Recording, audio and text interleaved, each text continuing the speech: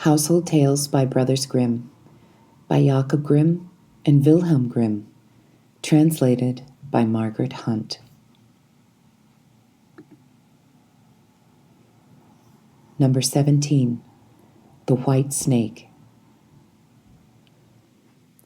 A long time ago, there lived a king who was famed for his wisdom throughout the land. Nothing was hidden from him, and it seemed as if news of the most secret things was brought to him through the air. But he had a strange custom. Every day after dinner, when the table was cleared and no one else was present, a trusty servant had to bring him one more dish. It was covered, however, and even the servant did not know what was in it, neither did anyone know, for the king never took off the cover to eat of it until he was quite alone. This had gone on for a long time, when one day the servant, who took away the dish, was overcome with such curiosity that he could not help carrying the dish into his room. When he had carefully locked the door, he lifted up the cover and saw a white snake lying on the dish. But when he saw it, he could not deny himself the pleasure of tasting it, so he cut off a little bit and put it into his mouth. No sooner had it touched his tongue than he heard a strange whispering of little voices outside his window. He went and listened, and then noticed that it was the sparrows who were chattering together and telling one another of all kinds of things which they had seen in the fields and the woods. Eating the snake had given him the power of understanding the language of animals. Now it so happened that on this very day, the queen lost her most beautiful ring, and suspicion of having stolen it fell upon this trusty servant, who was allowed to go everywhere. The king ordered the man to be brought before him, and threatened with angry words that unless he could before the morrow point out the thief, he himself should be looked upon as guilty and executed. In vain, he declared his innocence.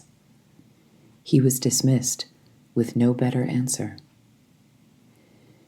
In his trouble and fear, he went down into the courtyard and took thought of how to help himself out of his trouble. Now, some ducks were sitting together quietly by a brook and taking their rest, and whilst they were making their feathers smooth with their bills, they were having a confidential conversation together. The servant stood by and listened. They were telling one another all of the places where they had been waddling about all the morning, and what good food they found, and one said in a pitiful tone, "Something lies very heavy on my stomach. As I was eating in haste, I swallowed a ring which lay under the queen's window." The servant at once seized her by the neck, carried her to the kitchen, and said to the cook, "Here is a fine duck. Pray, kill her." "Yes," said the cook, and weighed her in his hand. "She has spared no trouble to fatten herself, and has been waiting to be roasted long enough." So he cut off her head, and as she was being dressed for the spit, the queen's ring was found inside her. The servant could now easily prove his innocence, and the king, to make amends for the wrong, allowed him to ask a favor and promised him the best place in the court that he could wish for. The servant refused everything, and only asked for a horse and some money for traveling, and as he had a mind to see the world and go about a little. When his request was granted, he set out on his way, and one day came to a pond where he saw 3 fishes caught in the reeds and gasping for water.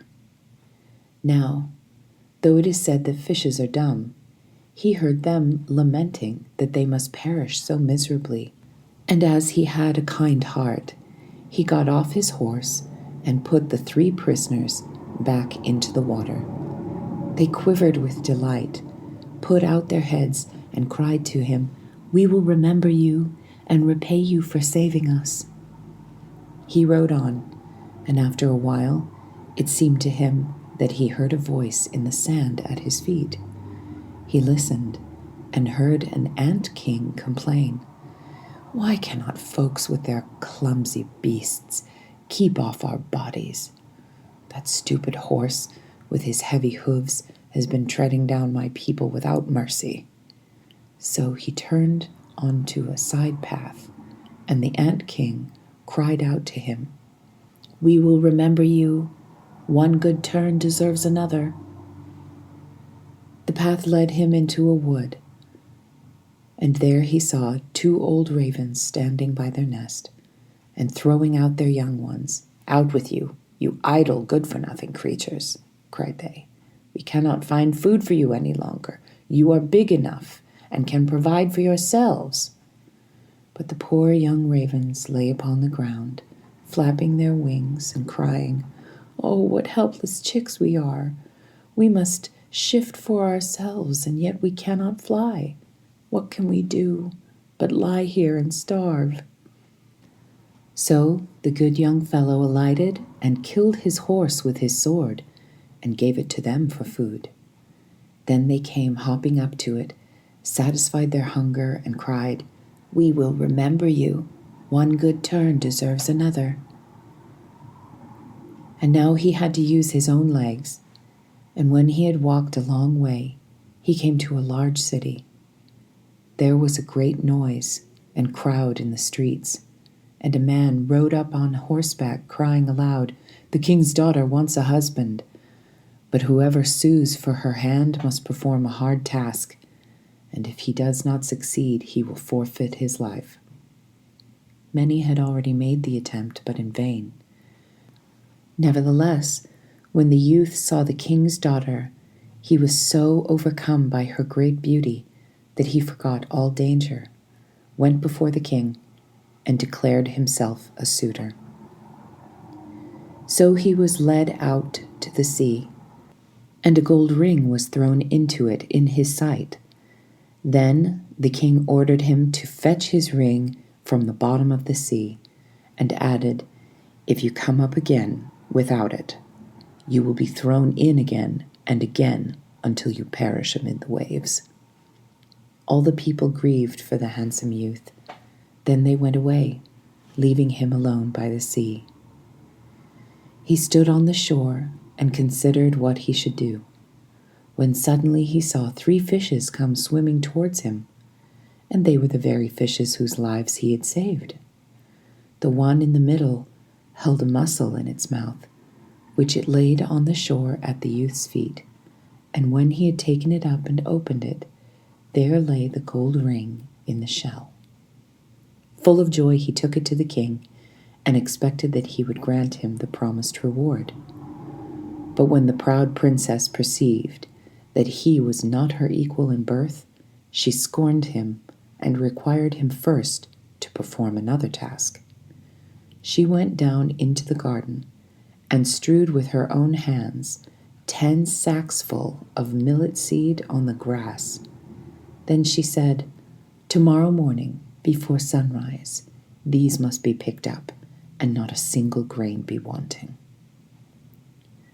The youth sat down in the garden and considered how it might be possible to perform this task, but he could think of nothing, and there he sat sorrowfully, waiting the break of day, when he should be led to death. But as soon as the first rays of the sun shone into the garden, he saw all the 10 sacks standing side by side, quite full, and not a single grain was missing. The ant king had come in the night with thousands and thousands of ants, and the grateful creatures had by great industry picked up all the millet seed and gathered them into the sacks. Presently the king's daughter herself came down into the garden, and was amazed to see that the young man had done the task she had given him. But she could not yet conquer her proud heart, and said, "Although he has performed both the tasks, he shall not be my husband until he has brought me an apple from the tree of life."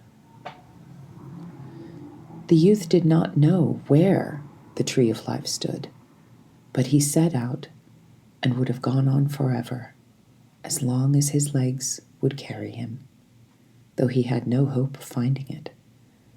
After he had wandered through 3 kingdoms, he came one evening to a wood and lay down under a tree to sleep. But he heard a rustling in the branches, and a golden apple fell into his hand.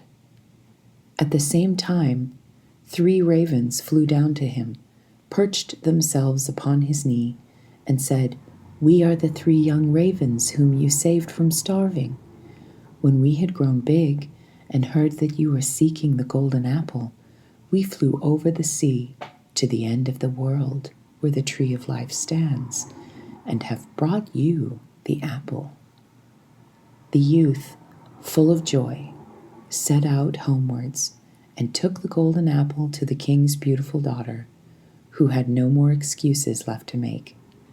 They cut the apple of life in 2 and ate it together, and then her heart became full of love for him, and they lived in undisturbed happiness to a great age.